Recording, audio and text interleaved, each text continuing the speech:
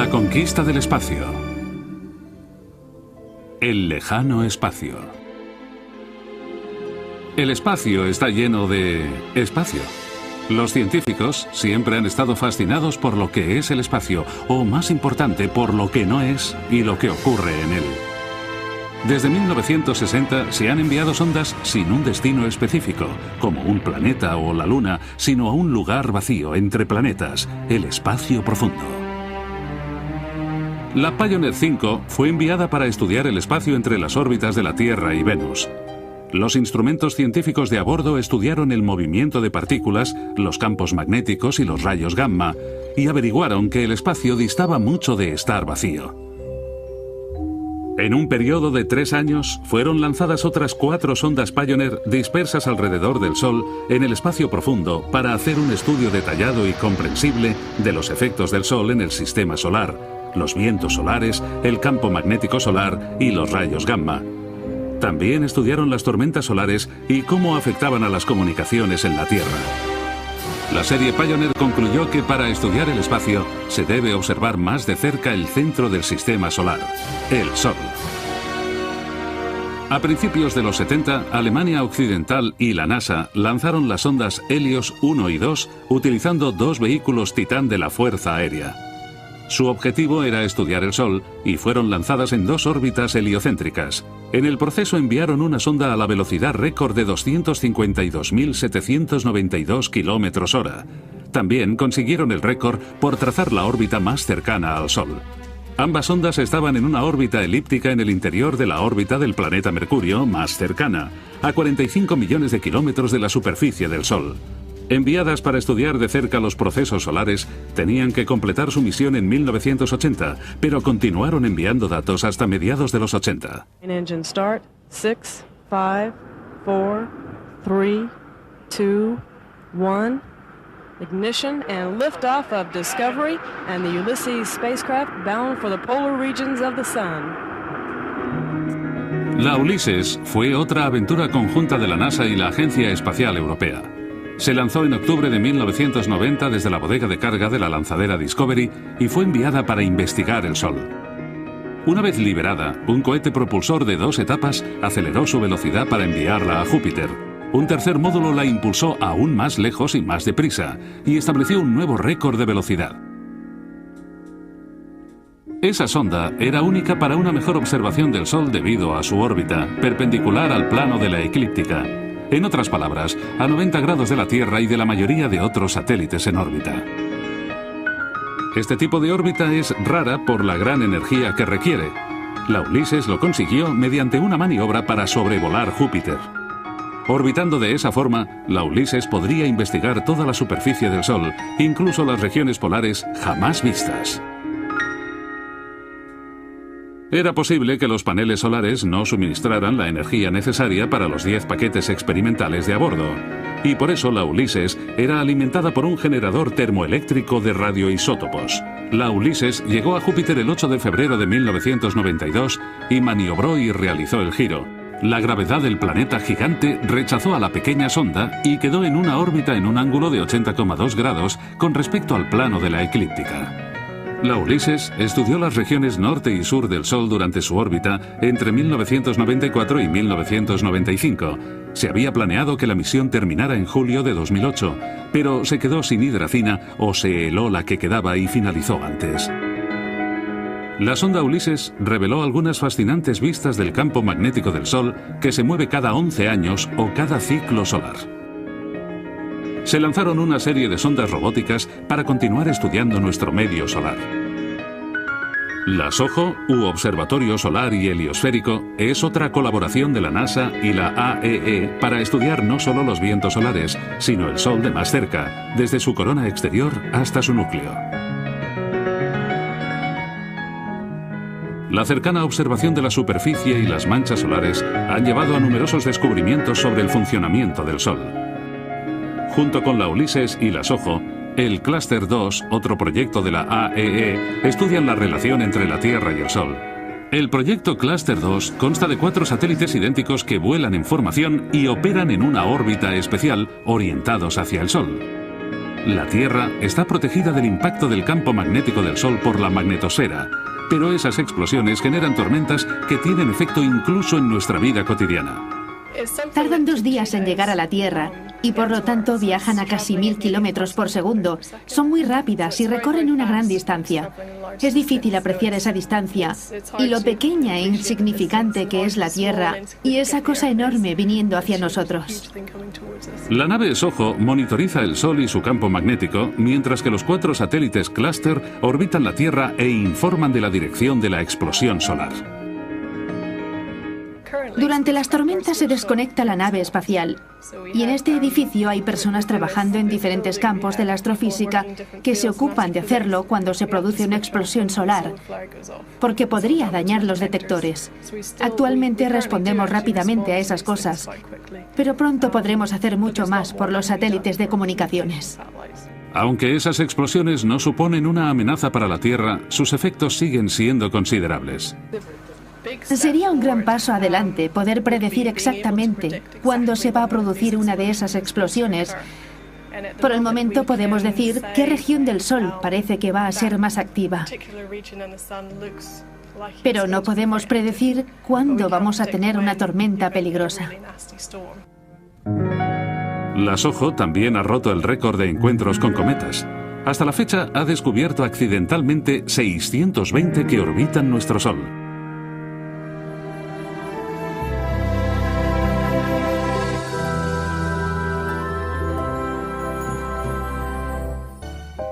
Para mantener esta exhaustiva investigación del Sol, se lanzó otra sonda en 1997. La ACE también está posicionada en uno de los puntos Lagrange de cara al Sol. Envía constantemente informes meteorológicos de la actividad solar y los vientos solares y observa las condiciones que pueden provocar las tormentas que interrumpen las comunicaciones y la electricidad en la Tierra.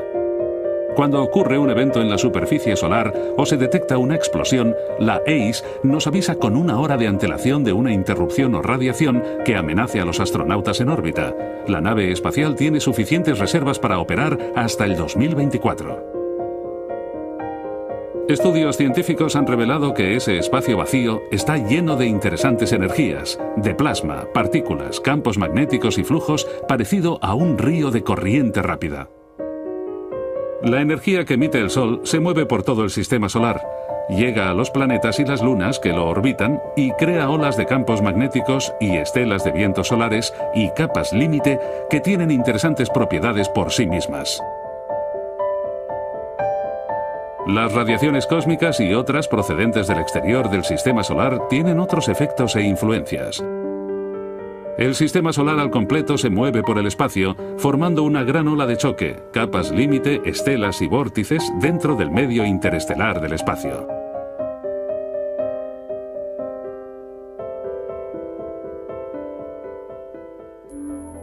La Genesis era una sonda para el espacio profundo con un mensaje. Hizo el primer intento de recoger una muestra de viento solar y llevarlo de vuelta a la Tierra para estudiarlo. La compleja sonda costó $264 millones y fue lanzada el 8 de agosto de 2001 a bordo de un cohete Delta II. Recorrió una complicada trayectoria por el espacio profundo utilizando la red de transporte interplanetario, una red practicable de baja energía de túneles gravitacionales del sistema solar, a una órbita especial caótica del halo de Lissajous en el punto L1 de Lagrange. Ahí expuso las alas ultrapurificadas de sus paneles colectores para recoger átomos del viento solar. La sonda encendió sus motores para asegurar su delicada carga y emprendió su largo viaje de regreso a la Tierra. El 8 de septiembre de 2004, la sonda Genesis sobrevoló la Tierra y liberó la cápsula de retorno con las muestras. Después de viajar millones de kilómetros por el espacio, la cápsula descendió y aterrizó en el lugar señalado, en el desierto meridional de Estados Unidos.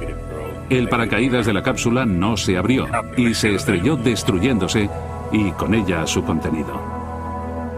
Más tarde, se averiguó que el acelerómetro que debía haber indicado el despliegue del paracaídas había sido instalado al revés.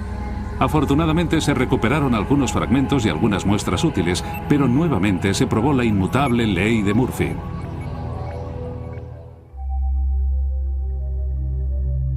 En 2006 se lanzaron otras 2 sondas. Las 2 naves estéreo dieron una vuelta a la Luna para tomar velocidad en órbitas ligeramente distintas. Una se lanzó primero y luego le siguió la otra, ambas en la misma órbita heliocéntrica que la Tierra, pero separadas por millones de kilómetros, y enviaron una vista estereoscópica del Sol. Eso permitiría posteriores observaciones detalladas de la superficie de las estrellas y en particular de las explosiones solares.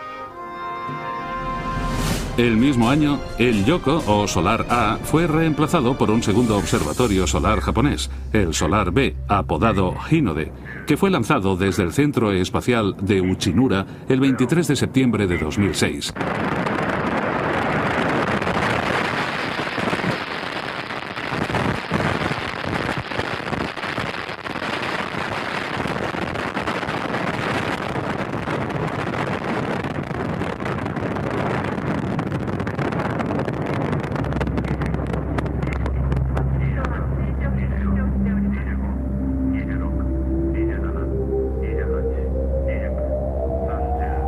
El satélite ha sido un trabajo coordinado entre Japón, el Reino Unido y Estados Unidos. El vehículo espacial contiene un telescopio óptico solar con 50 centímetros de apertura, un telescopio de rayos X imprescindible para altas temperaturas de 5 a 1 megakelvin y un espectrómetro extremo para imágenes ultravioleta para mirar los campos de plasma en la corona y la región de tránsito. Las observaciones simultáneas de los 3 telescopios ayudarán a entender la correlación entre la estructura magnética y el proceso dinámico de la corona, además de los efectos que el flujo de plasma tiene en el resto del sistema solar.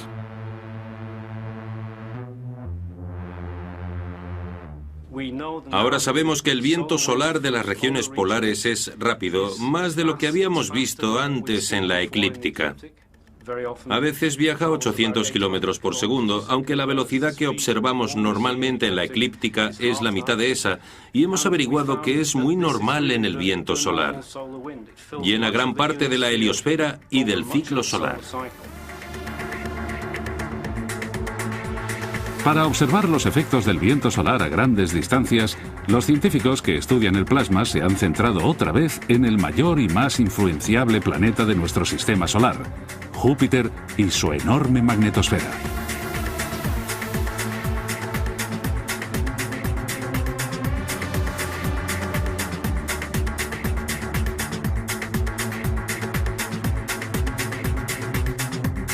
La sonda Galileo, que había estudiado previamente 2 asteroides y fue testigo de la colisión de un cometa con Júpiter, llegó a su destino final en diciembre de 1995. La Galileo sería la primera sonda que orbitaría Júpiter y la primera en desplegar una sonda en su tórrida atmósfera.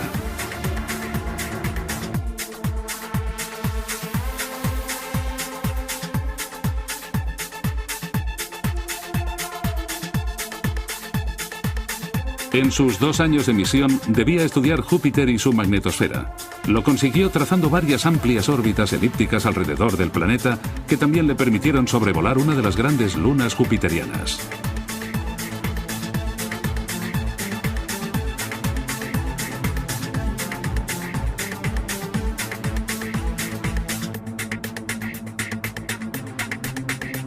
Una vez cumplidos sus principales objetivos, la misión de la sonda se prolongó a 1997, voló mucho más cerca y se aproximó peligrosamente a las 2 lunas más interesantes, Europa e Io.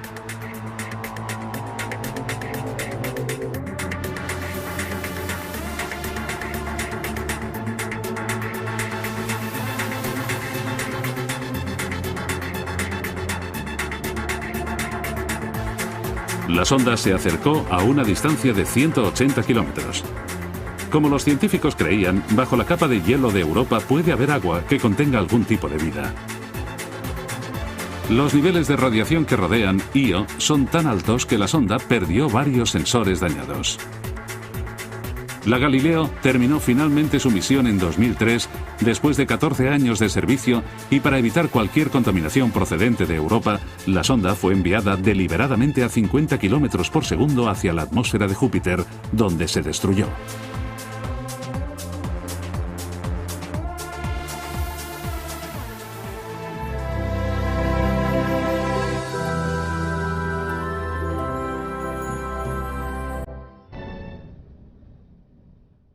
La Cassini-Huygens era una sonda que se envió aún más lejos que la Galileo, pero con la misma idea. La Cassini fue lanzada hacia Saturno y en particular hacia su luna Titán. A diferencia de cualquier otra luna, Titán está envuelta en una espesa atmósfera y no se ve su superficie. Era una misión conjunta de la NASA y la AEE. La NASA diseñó y desarrolló el orbitador Cassini y los europeos diseñaron la sonda Huygens que descendería a la superficie de Titán. El vehículo se lanzó en octubre de 1997 y alcanzó Saturno en julio de 2004.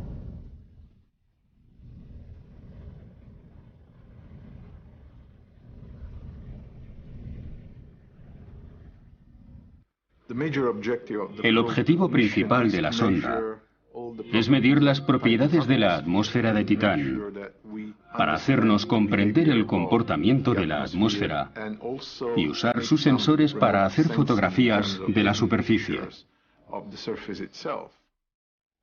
El 25 de diciembre, la sonda Huygens se separó del orbitador y empezó su viaje a Titán.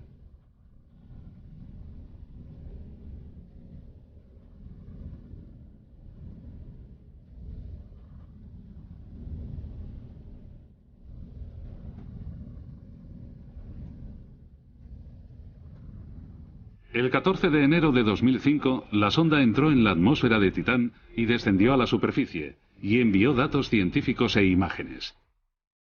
Titán es más grande que nuestra Luna y que el planeta Mercurio. La sonda estaba diseñada para frenar en el aire y bajar en paracaídas a la superficie, y contaba con un complejo laboratorio de análisis para estudiar la atmósfera. Durante las 2 horas y media de descenso, también tomó 700 fotos, la mitad de las cuales se perdieron a causa de un fallo en la transmisión.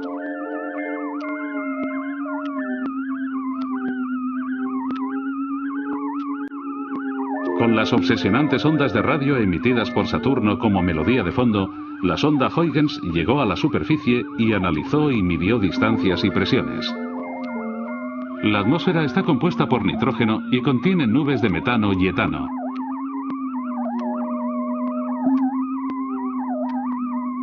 En Titán sopla el viento y llueve, y en su superficie hay grandes masas de líquidos en función del clima de la estación. La Huygens aterrizó en terreno sólido, aunque hizo fotografías de una cercana playa de un mar.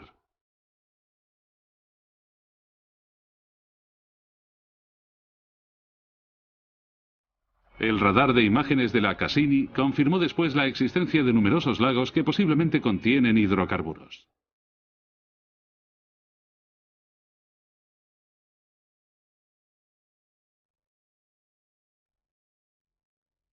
Es un mundo mucho más frío que el nuestro, pero no tanto como para que no haya vida.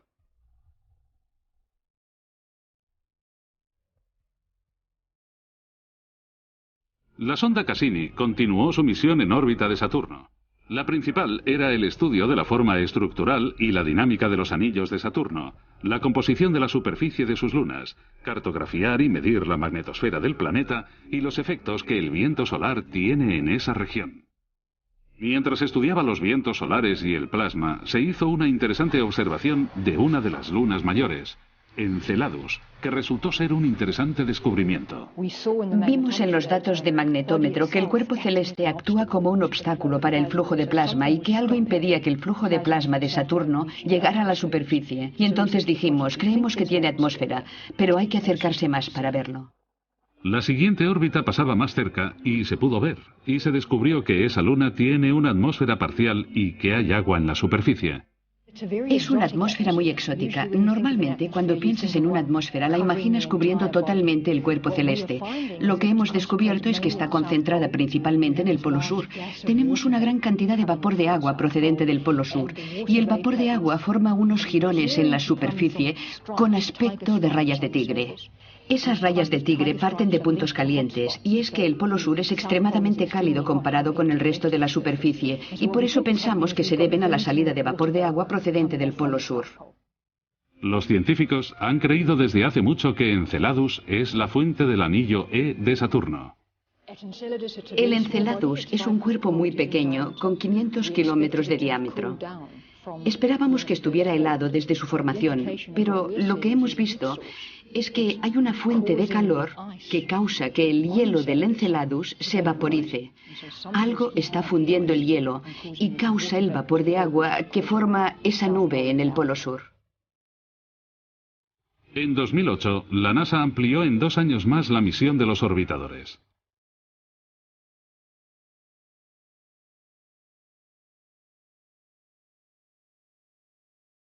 La Nuevos Horizontes es una nave espacial que actualmente se dirige a los lugares más remotos del Sistema Solar. Fue lanzada en 2006 directamente a una trayectoria solar de escape y superó todos los récords de velocidad anteriores, consiguiendo una velocidad relativa a la Tierra de 16,26 kilómetros por segundo cuando se apagaron los motores de su propulsor. Con relación al Sol viajaba a 17,18 kilómetros por segundo. A esa velocidad llegó a las cercanías de Júpiter en menos de 1 año de viaje. Después de otro año y medio llegó a la órbita de Saturno el 8 de junio de 2008. Sin embargo, su misión es para mucho después. No empezará hasta julio de 2015 y será la primera sonda que llegue a Plutón. Conocido como el planeta enano, se sospecha que Plutón es el resultado de un accidente cósmico, parte del cinturón de Kuiper, objetos celestes de los confines exteriores del Sistema Solar, y ya no se le considera el 9º planeta de nuestro sistema. Sin embargo, Plutón tiene 3 lunas propias, que estudiarán las sondas Nuevos Horizontes, Caronte, Nix e Hydra. Si todo va bien, la Nuevos Horizontes también estudiará otras regiones del cinturón de Kuiper. Y quién sabe qué puede encontrar allí.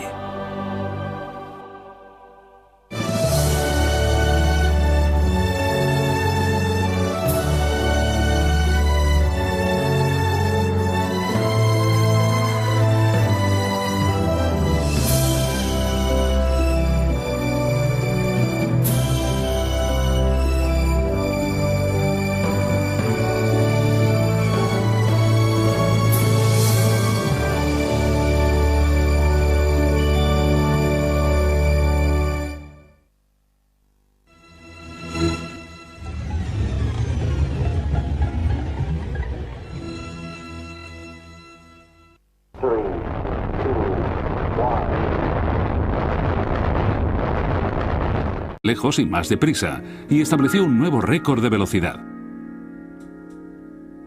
Esa sonda era única para una mejor observación del Sol debido a su órbita, perpendicular al plano de la eclíptica. En otras palabras, a 90 grados de la Tierra y de la mayoría de otros satélites en órbita. Este tipo de órbita es rara por la gran energía que requiere. La Ulises lo consiguió mediante una maniobra para sobrevolar Júpiter. Orbitando de esa forma, la Ulises podría investigar toda la superficie del Sol, incluso las regiones polares jamás vistas. Era posible que los paneles solares no suministraran la energía necesaria para los 10 paquetes experimentales de a bordo, y por eso la Ulises era alimentada por un generador. Estudiaron las tormentas solares y cómo afectaban a las comunicaciones en la Tierra. La serie Pioneer concluyó que para estudiar el espacio se debe observar más de cerca el centro del Sistema Solar, el Sol. A principios de los 70, Alemania Occidental y la NASA lanzaron las sondas Helios 1 y 2 utilizando 2 vehículos Titán de la Fuerza Aérea. Su objetivo era estudiar el Sol y fueron lanzadas en 2 órbitas heliocéntricas. En el proceso enviaron una sonda a la velocidad récord de 252.792 km/h. También consiguieron el récord por trazar la órbita más cercana al Sol. Ambas sondas estaban en una órbita elíptica en el interior de la órbita del planeta Mercurio más cercana, a 45 millones de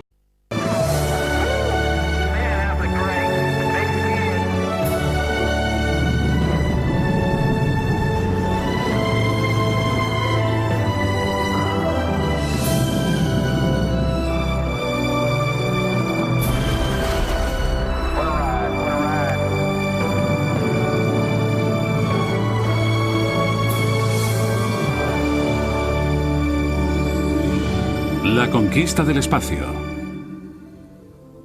El lejano espacio. El espacio está lleno de espacio. Los científicos siempre han estado fascinados por lo que es el espacio, o más importante, por lo que no es y lo que ocurre en él. Kilómetros de la superficie del Sol. Enviadas para estudiar de cerca los procesos solares, tenían que completar su misión en 1980, pero continuaron enviando datos hasta mediados de los 80. Engine start. 6, 5, 4, 3, 2, 1. Ignition and liftoff of Discovery and the Ulysses spacecraft bound for the polar regions of the Sun. La Ulises fue otra aventura conjunta de la NASA y la Agencia Espacial Europea. Se lanzó en octubre de 1990 desde la bodega de carga de la lanzadera Discovery y fue enviada para investigar el Sol. Una vez liberada, un cohete propulsor de 2 etapas aceleró su velocidad para enviarla a Júpiter. Un tercer módulo la impulsó aún más. Desde 1960 se han enviado sondas sin un destino específico, como un planeta o la Luna, sino a un lugar vacío entre planetas, el espacio profundo. La Pioneer 5 fue enviada para estudiar el espacio entre las órbitas de la Tierra y Venus. Los instrumentos científicos de a bordo estudiaron el movimiento de partículas, los campos magnéticos y los rayos gamma, y averiguaron que el espacio distaba mucho de estar vacío. En un periodo de 3 años, fueron lanzadas otras 4 sondas Pioneer dispersas alrededor del Sol en el espacio profundo para hacer un estudio detallado y comprensible de los efectos del Sol en el sistema solar, los vientos solares, el campo magnético solar y los rayos gamma. También